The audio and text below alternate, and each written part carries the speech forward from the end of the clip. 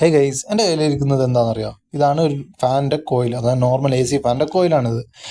ഞാനിപ്പോൾ എടുത്തിരിക്കുന്നതെന്ന് വെച്ചാൽ നമുക്കൊരു ഇതുപോലത്തെ ഒരു കോയിൽ കയ്യിൽ കിട്ടിയാൽ ഇത് നല്ലതാണോ അതോ ചീത്തയാണോ, മീൻസ് ഇത് വർക്കിംഗ് ആണോ അതോ വർക്കിംഗ് കണ്ടീഷൻ അല്ലേ എന്നുള്ളത് നമുക്ക് നോക്കാനാണ്. അപ്പോൾ നമ്മൾ ആദ്യം എന്ത് ചെയ്യും, ഇതുപോലത്തെ ഒരു മൾട്ടിമീറ്റർ എടുത്തിട്ട് എന്ത് ചെയ്യുക, അത് കണ്ടിന്യൂറ്റി മോഡ് ഇടുക.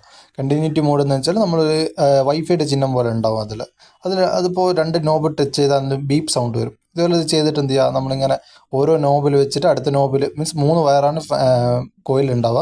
അതിൽ ഏതെങ്കിലും ഒരു വയറിൽ ടച്ച് ചെയ്തിട്ട് ഇങ്ങനെ എടുത്ത് നോക്കിയാൽ എന്ത് ചെയ്യും, ഒന്ന് ഇതേപോലെ റീഡിങ്സ് കാണിക്കും. ഇത് വോൾട്ട് മീൻസ് ഓംസ് ഡിഫറൻസ് കാണിക്കും. എല്ലാവരും ഒന്നും കാണിക്കത്തില്ല.